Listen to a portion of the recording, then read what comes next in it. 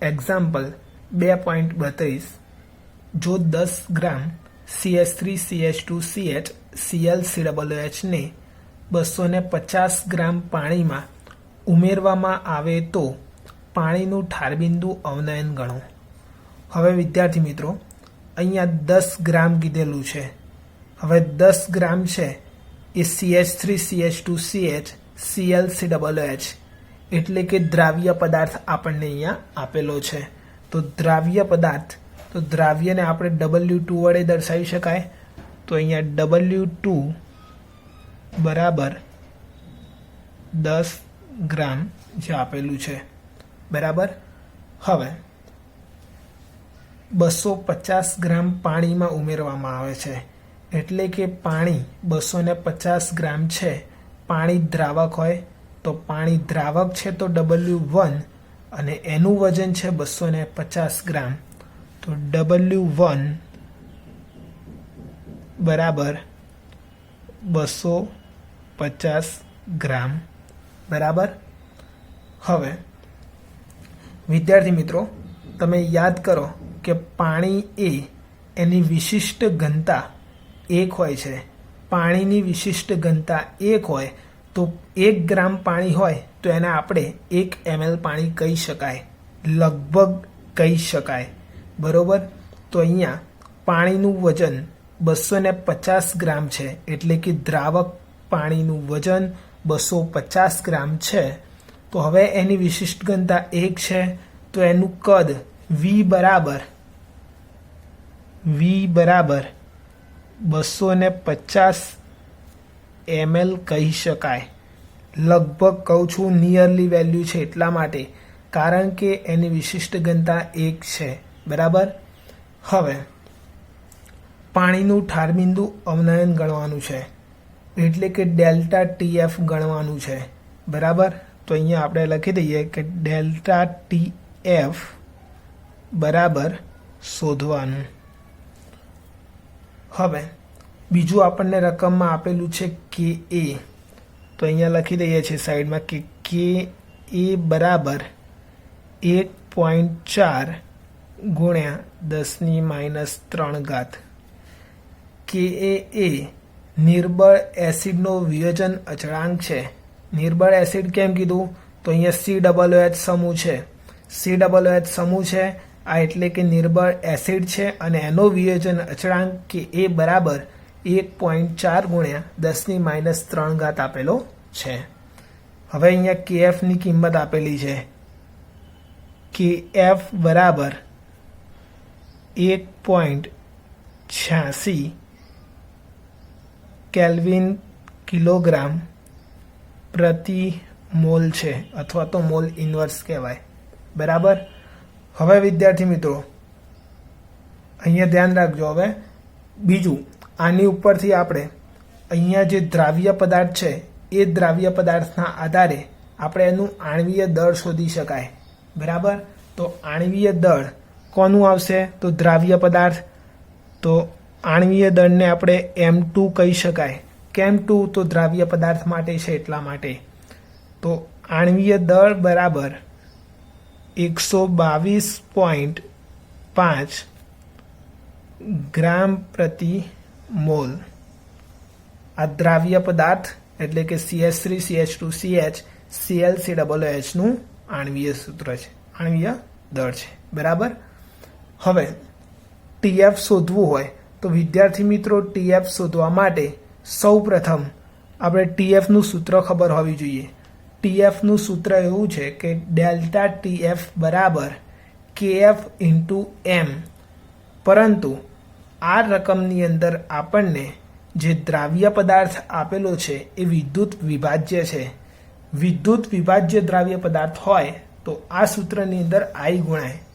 હવે તમને એક યાદ રાખવા માટે અહીંયા સૂત્ર લખી આપું છું,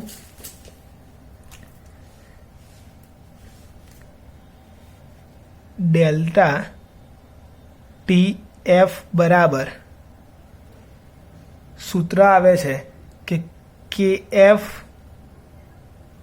× M બરાબર।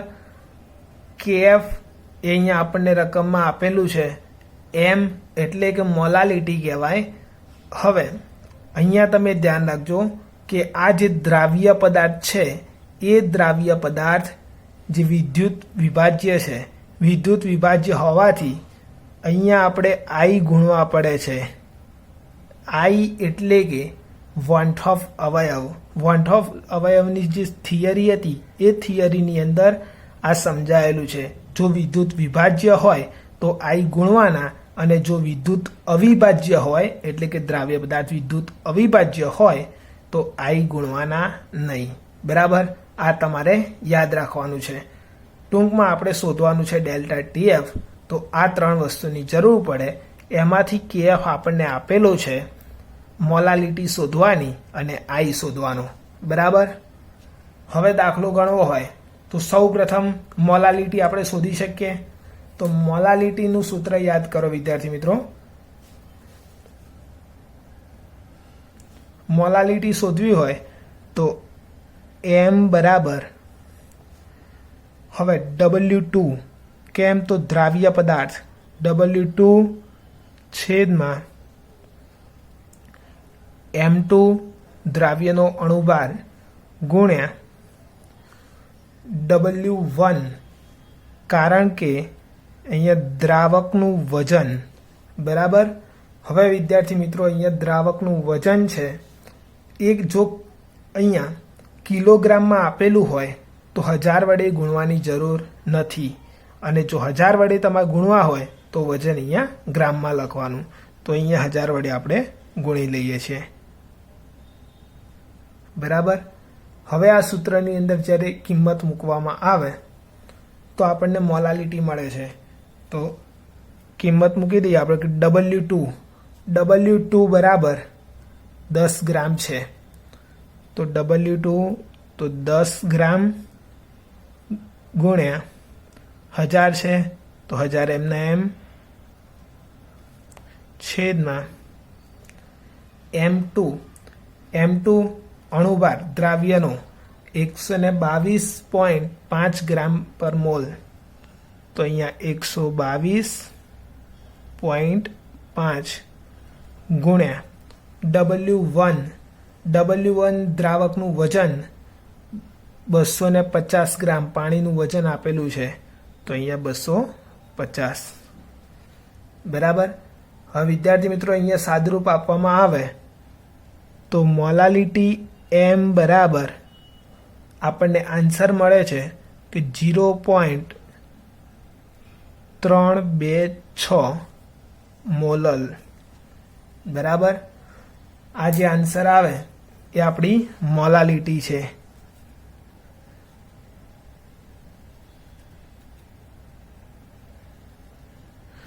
હવે વિદ્યાર્થી મિત્રો તમે થિયરી યાદ કરો કે આપણે થિયરીની અંદર તમને એવું કંઈ શીખવાડ્યું હતું કે જે આ મોલાલિટીનું સૂત્ર છે એ અને મોલારિટીનું સૂત્ર બંનેમાં ખાલી ફરક અહીંયા જ પડે છે.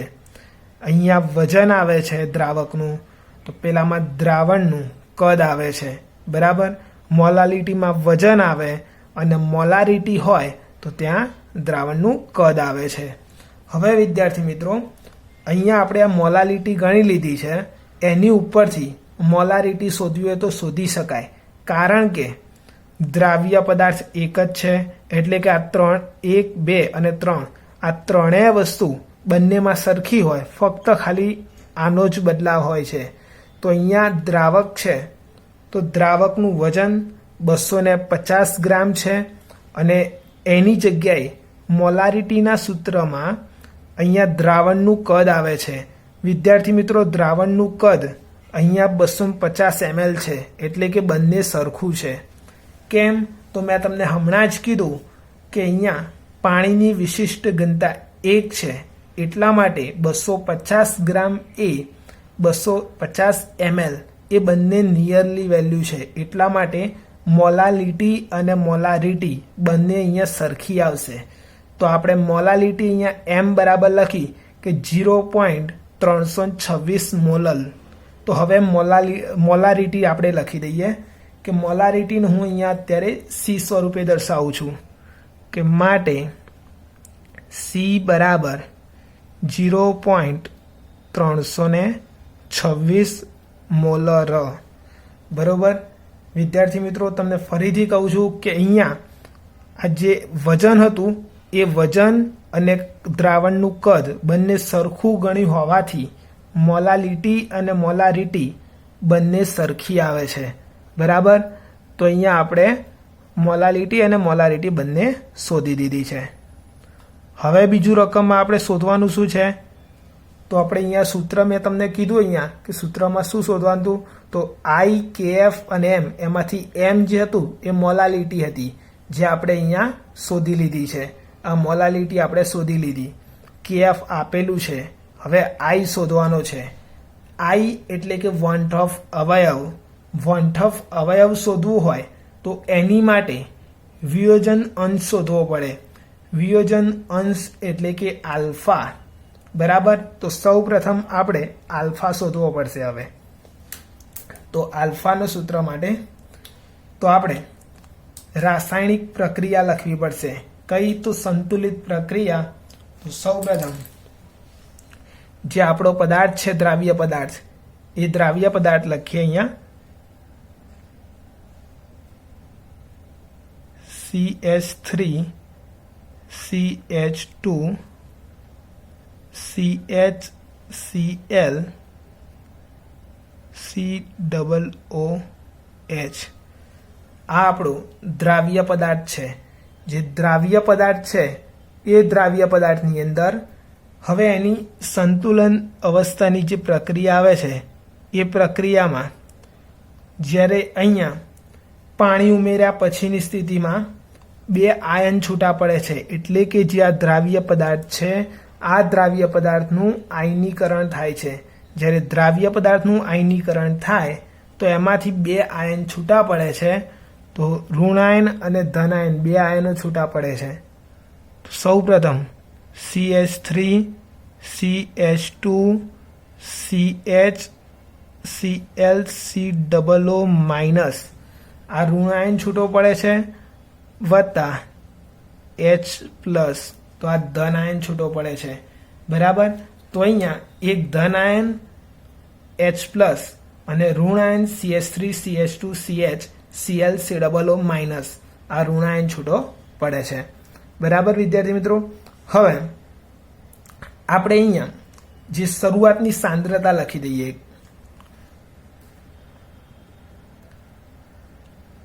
શરૂઆતની સાંદ્રતા। હવે શરૂઆતમાં અહીંયા સાંદ્રતા આપણે C જેટલી લખીએ છીએ। તો જ્યારે શરૂઆતમાં કીધું છે એટલે કે પ્રક્રિયા શરૂ થઈ ત્યારે, તો એના પહેલાં તો સાંદ્રતા એમાંથી નીપજ મળતી નથી। જો નીપજ બની ના હોય તો એની સાંદ્રતા આપણે 0 લખાય, તો બંને 0 આવશે। બરોબર, હવે સંતુલન સમયે સાંદ્રતા। સંતુલને સાંદ્રતા। હવે વિદ્યાર્થી મિત્રો, સંતુલન સમયે સાંદ્રતા લખવી હોય તો એની માટે આનામાં આલ્ફા સી જેટલી હોય, આની સાંદ્રતા પણ આલ્ફા સી જેટલી હોય, અને પ્રક્રિયકમાં 1 માઇનસ આલ્ફા ગુણ્યા સી જેટલી સાંદ્રતા હોય છે। વિદ્યાર્થી મિત્રો, આ તમને ધોરણ 11ની અંદર ચેપ્ટર 7 સંતુલનમાં તમને અહીંયા શીખવાડેલું હતું। બરોબર, થિયરીમાં। તો એ જ રીતના અહીંયા આપણે અત્યારે કરેલું છે। હવે આની ઉપરથી આપણે કે અહીંયા આપેલો છે, કે વિયોજન અચળાંક જે અહીંયા આપેલો છે એની ઉપરથી આપણે આલ્ફાનું મૂલ્ય શોધવાનું છે। બરાબર, તો હવે માટે કે એ બરાબર, વિદ્યાર્થી મિત્રો અહીંયા નિપજ છે, આ બંને જે નિપજ છે એ નિપજની સાંદ્રતા તો આલ્ફા સી અને બીજી નિપજની પણ આલ્ફા સી, તો ઉપર લખી દેવાની આલ્ફા સી ગુણ્યા આલ્ફા સી। નિપજની સાંદ્રતા ઉપર આવશે, એના છેદમાં પ્રક્રિયકની સાંદ્રતા આવશે. તો 1 માઇનસ આલ્ફા ઇન્ટુ સી. બરાબર. હવે જે અહીંયા કે છે, કે માટે પહેલાં તો અહીંયાથી ઉપરથી એક સી અને નીચેનો સી ઉડી જશે. તો એક સી ઉપરથી અને એક સી નીચેથી કેન્સલ થઈ જશે. હવે કેટલું બાકી રહે છે એ પહેલાં આપણે લખી દઈએ કે માટે કે એ બરાબર આલ્ફા સી ગુણ્યા આલ્ફા. તો આલ્ફા અને આલ્ફા બંને ગુણાકાર કરીએ તો આલ્ફાનો સ્ક્વેર થશે. તો આલ્ફા સ્ક્વેર ગુણ્યા સી છેદમાં 1 માઇનસ આલ્ફા. 1 minus alpha. બરાબર. હવે વિદ્યાર્થી મિત્રો અહીંયા 1 માઇનસ આલ્ફા છે. હવે તમે ધ્યાન રાખો કે જ્યાં આ પ્રક્રિયા થાય છે તો પ્રક્રિયાની અંદર નિર્બળ વિદ્યુત વિભાજ્ય છે. જો નિર્બળ વિદ્યુત વિભાજ્ય હોય તો એનું આયનીકરણ એ ઓછું થાય છે. નિર્બળ હોય તો આયનીકરણ ઓછું થાય અને જો પ્રબળ હોય તો એનું આયનીકરણ સંપૂર્ણ એટલે કે વધારે થાય છે. બરાબર. હવે જે અહીંયાની કન્ડિશન છે તો એના માટે આપણે આ આલ્ફા છે એનું મૂલ્ય બહુ જ ઓછું હોય છે. કેમ? તો નિર્બળ વિદ્યુત વિભાજ્ય છે એટલા માટે. તો અહીંયા 1 કરતાં બહુ જ ઓછું આલ્ફાનું મૂલ્ય હોવાથી જો 1 કરતાં બહુ જ ઓછું આલ્ફાનું મૂલ્ય હોય તો આ આલ્ફા છે એને આપણે નકારી શકાય, મતલબ કે અવગણી શકાય છે. તો જો આપણને આટલું ના હોય તો નીચે છેદમાં ખાલી 1 જ વધશે. તો કોઈ પણ અંક હોય, મતલબ કે કોઈ ઉપર જે પદાર્થ હોય એની સાંદ્રતા લખ્યા પછી એને 1 વડે ભાગવામાં આવે તો આ 1ની કોઈ વેલ્યુ ગણાતી નથી. બરાબર. તો અહીંયા આપણને મળે છે કે માટે કે એ બરાબર આલ્ફા સ્ક્વેર ઇન્ટુ સી. બરાબર. તો આપણને અહીંયા આટલી વેલ્યુ મળે છે. હવે વિદ્યાર્થી મિત્રો જે આ આલ્ફા સ્ક્વેર છે એ આલ્ફા સ્ક્વેરને અહીંયા કરતા બનાવી દઈએ, કારણ કે આપણને અહીંયા શોધવાનું છે આલ્ફાનું મૂલ્ય. બરાબર. તો આપણે માટે આલ્ફા સ્ક્વેર બરાબર કે એ છેદમાં સી લખી શકાય. બરાબર. હવે જ્યારે કે એની કિંમત અહીંયા આપણે પહેલાં આપેલી છે 1.4 ગુણ્યા 10⁻³ ઘાત, જે વિયોજન અચળાંક છે નિર્બળ એસિડનો. જ્યાં નિર્બળ એસિડ છે એનો વિયોજન અચળાંક અહીંયા આપેલો છે. તો આનો વિયોજન અચળાંક લખી એની ઉપરથી નીચે સાંદ્રતા કે એનું મૂલ્ય લખી દઈએ પહેલાં કે 1.4 ગુણ્યા 10⁻³ ઘાત. બરાબર. જે આપણને અહીંયા આપેલો હતો છેદમાં સી. તો આ સીનું જે મૂલ્ય છે આ સી માટે મોલારિટી કહેવામાં આવે છે. બરાબર વિદ્યાર્થી. હવે તમે જુઓ, ધ્યાનથી જોજો અહીંયા કે જે મેં અહીંયા સીનું મૂલ્ય શોધ્યું હતું, મતલબ કે આ મોલારિટીનું સૂત્ર હતું. અહીંયા આપણે ડાયરેક્ટ શું કર્યું કે મોલારિટી શોધી એના ઉપરથી ડાયરેક્ટ સીનું મૂલ્ય લખી દીધું હતું, કેમ કે બંને સરખું હતું એટલા માટે. બરાબર. તો આ જે સી છે એ મોલારિટી છે, કેમ કે અહીંયા કેપિટલ M લખ્યો છે મોલર.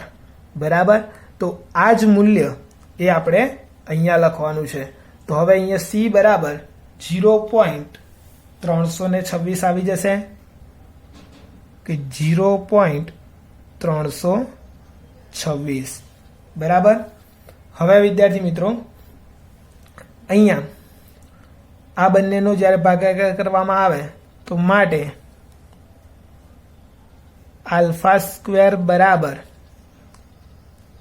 42.9 ગુણ્યા 10⁻⁴ આન્સર મળે છે. બરાબર. હવે આની ઉપરથી અહીંયા વર્ગ છે, વર્ગ દૂર કરવો હોય તો અહીંયા શું થઈ જશે? વર્ગમૂળ આવી જાય. તો માટે આલ્ફા બરાબર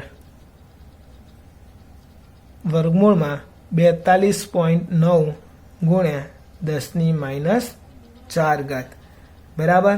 તો માટે આલ્ફા બરાબર 6.55 ગુણ્યા 10⁻² બરાબર. તો હવે અહીંયા આલ્ફા છે તો આલ્ફા માટે આપણે આ -2 છે તો આગળ પોઈન્ટમાં લખી દઈએ છીએ. તો આલ્ફા બરાબર 0.0655. તો વિદ્યાર્થી મિત્રો અહીંયા આપણને આલ્ફાનું મૂલ્ય મળે છે. હવે જુઓ તમે કે આપણે અહીંયા કન્ડિશન લીધી હતી કે 1 છે એના કરતાં ઘણું ઓછું મૂલ્ય આલ્ફાનું હોય છે. તો અહીંયા જોઈ શકો છો તમે કે આલ્ફાનું મૂલ્ય બહુ જ ઓછું મળે છે, એટલે કે આપણે અવગણ્યા હતા એ આના લીધે અવગણી શકાય છે આપણે. બરાબર. હવે આપણને આલ્ફાનું મૂલ્ય મળી ગયું તો આલ્ફા ઉપરથી હવે આઈનું મૂલ્ય શોધવાનું છે. બરાબર. તો આઈ શોધવું હોય તો વિયોજન અંશ આલ્ફાનું સૂત્ર લાગુ પડશે. વિયોજન અંશ આલ્ફા બરાબર i-1 છેદમાં n-1 બરાબર. હવે વિદ્યાર્થી મિત્રો અહીંયા ધ્યાન રાખજો કે આલ્ફા વિયોજન અંશ જે આપણે અત્યારે શોધ્યો છે ઉપર તો એ જ લખી દેવાનો.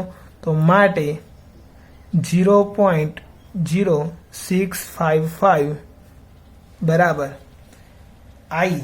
તો આઈનું મૂલ્ય આપણે શોધવાનું છે તો આઈ એમના એમ રાખવાનો -1 છેદમાં n. n એટલે કેટલા થશે?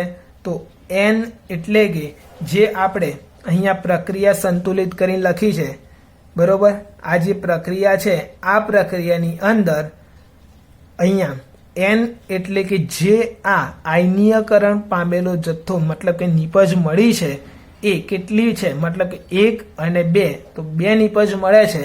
તો અહીંયા n બરાબર આપણે 2 લખી શકાય.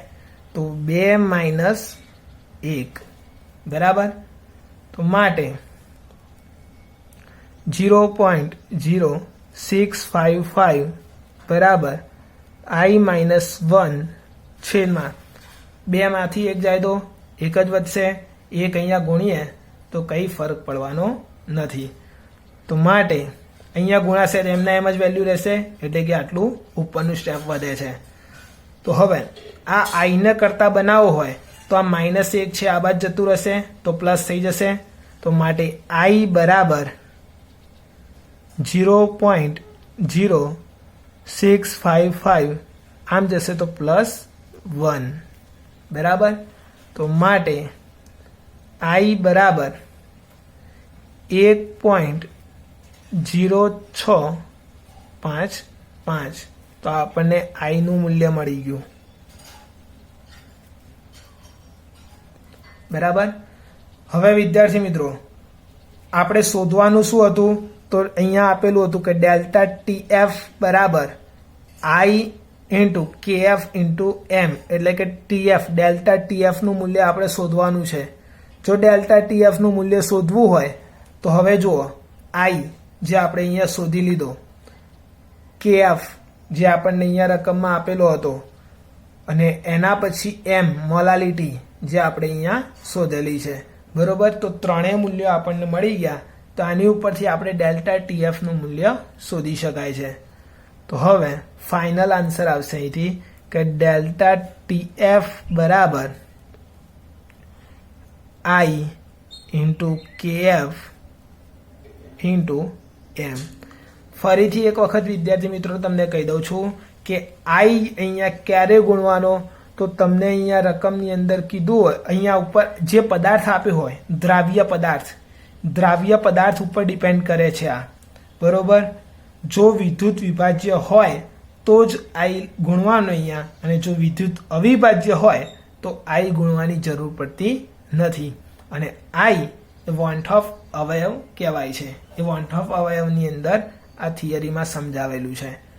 તો માટે આઈની કિંમત 1.0655 ગુણ્યા કેએફનું મૂલ્ય આપેલું છે અહીંયા 1.86 ગુણ્યા એમ મોલાલિટી જે અહીંયા શોધી હતી 0.326 બરાબર.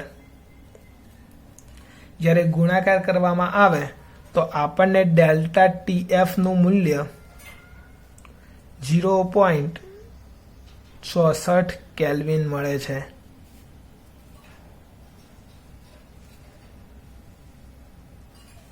બરાબર.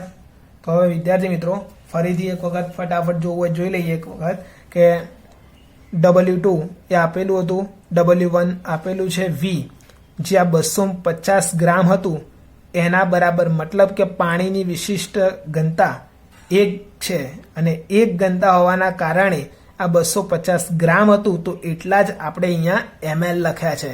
બરાબર.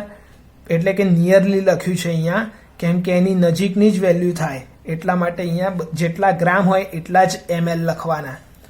ડેલ્ટા ટીએફ આપણે શોધવાનું હતું, કે અને કેએફ રકમમાં આપેલું હતું, અણુભાર આપણે ગણી લેવાનો. હવે સૂત્ર ડેલ્ટા ટીએફ બરાબર આઈ ઇન્ટુ કેએફ ઇન્ટુ એમ. જે આઈ છે એ વોન્ટ ઓફ અવયવ, વિદ્યુત વિભાજ્ય માટે જ આઈ આવશે.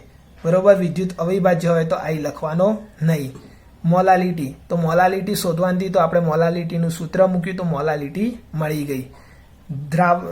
દ્રાવકનું વજન અને દ્રાવણનું જે કુલ કદ એ બંને અહીંયા સરખું હોવાથી આપણે મોલાલિટી જેટલી હતી એટલી જ મોલારિટી પણ લખી. હવે જ્યારે પ્રક્રિયા કરવાની પ્રક્રિયા લખી, એનું આયનીકરણ થયું અને એની સાંદ્રતા લખી, જે ચેપ્ટર 7 ધોરણ 11 માંથી લખવાની, એના જે આખી એના એ જ પ્રક્રિયા છે ત્યારે તમને શીખવાડેલી છે. તો એની ઉપરથી આપણે કે નું સૂત્ર મૂક્યું, કે નું સૂત્ર મૂકી આપણે અહીંયા આલ્ફાની ગણતરી કરી. આલ્ફા મળી ગયો તો એના પછી આપણે આલ્ફા ઉપરથી આઈ શોધ્યું અને આઈ એ બધું ત્રણેય વસ્તુ જે અહીંયા ડેલ્ટા ટીએફ ના સૂત્રમાં મૂકી દીધું તો આપણને આન્સર મળી જાય છે. ઓકે.